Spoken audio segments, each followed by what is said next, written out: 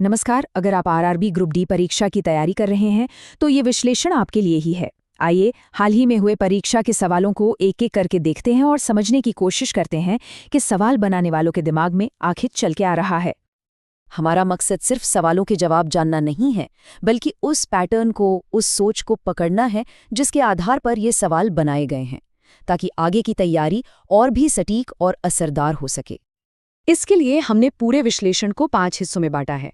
हम शुरुआत करेंगे करंट अफेयर्स यानी सुर्खियों से, फिर देखेंगे भारत की प्रगति और आंकड़ों से जुड़े सवाल, और आखिर में विज्ञान के सेक्शन पर भी नजर डालेंगे जिसमें भौतिकी, रसायन और जीव विज्ञान शामिल हैं।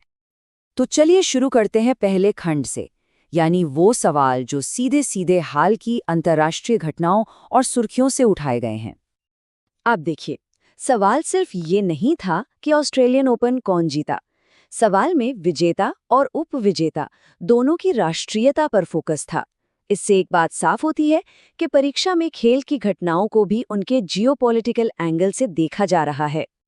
और यही ट्रेंड हमें अगले सवाल में भी दिखता है। चागोस द्वीप समूह को लेकर ब्रिटेन और मॉरिशस के बीच जो समझौता हुआ, वो सीधा सीधा सवाल बनकर आ गया। मतलब अंतर्राष्ट्रीय संबंध और उन पर भारत के रुख पर पैनी नजर रखना बहुत जरूरी है। चलिए अब अंतर्राष्ट्रीय सुर्खियों से हटकर भारत की अपनी प्रगति और राष्ट्रीय परियोजनाओं पर नजर डालते हैं। देखते हैं यहाँ से कैसे सवाल बने। यहाँ भी एक चीज गौर करने वाली है, डिटेल्स पर बहुत ज्यादा जोर दिया गया है। सिर्फ अर्जुन पुरस्कार नहीं, बल्कि अलग अलग श्रेणियों में लाइफ टाइम अचीवमेंट विजेताओं के नाम पूछे गए।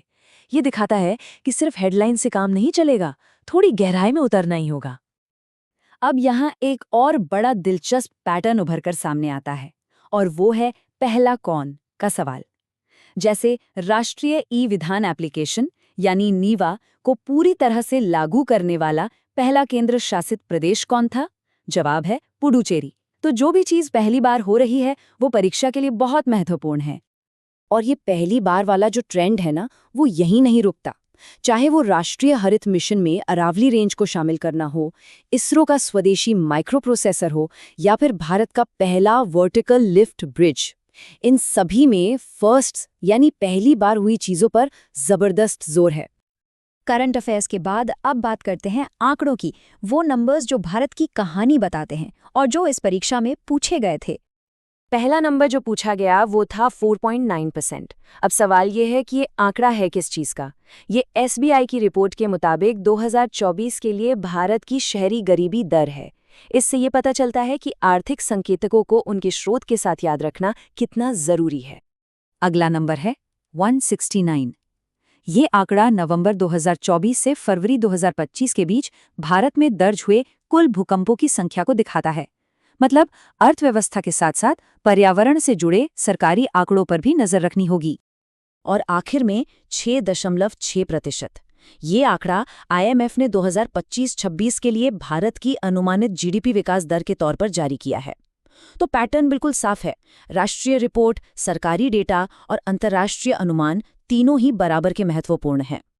तो करंट अफेयर्स और आंकड़ों से निकलकर अब जरा विज्ञान की दुनिया में चलते हैं और शुरुआत करते हैं भौतिकी यानी फिजिक्स से।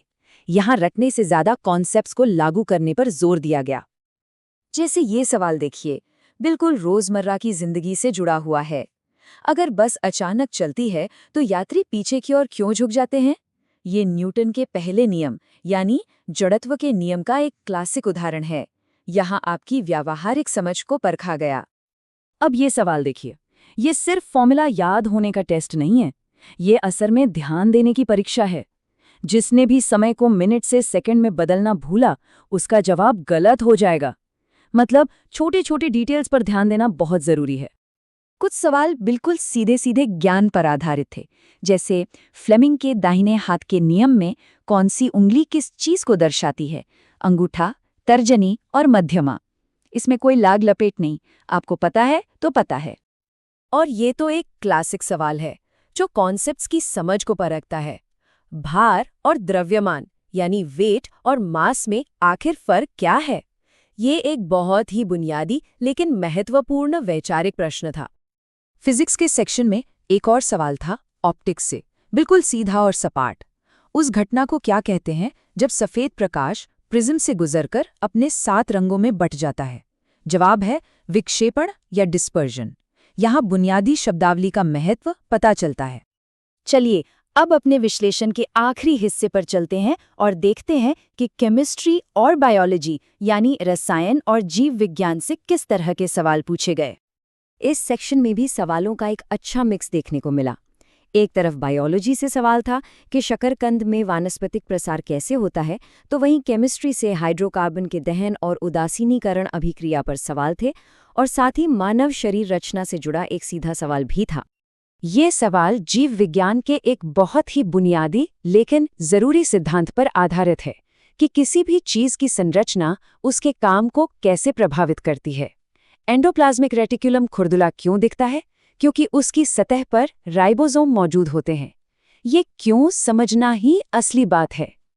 तो इस पूरे विश्लेषण का सार क्या निकलता है? सार ये है कि ये परीक्षा रटने वालों की नहीं बल्कि समझने वालों की है। यहाँ सिर्फ क्या जानना काफी नहीं है, बल्कि क्यों और कैसे का जवाब देना ज्यादा जरूरी है। ये अनुप्रयुक्त ज्ञान यानी अप्लाइड नॉलेज का टेस्ट है। तो अब सबसे बड़ा सवाल ये उठता है कि इन पैटर्न्स को देखने के बाद तैयारी की रणनीति में सबसे बड़ा बदलाव क्या होना चाहिए। शायद अब तैयारी सिर्फ तथ्य इकट्ठा करने के बारे में नहीं है, बल्कि उन तथ्यों के बीच के कनेक्शन को समझने और पैटर्न को पहचानने का एक खेल है।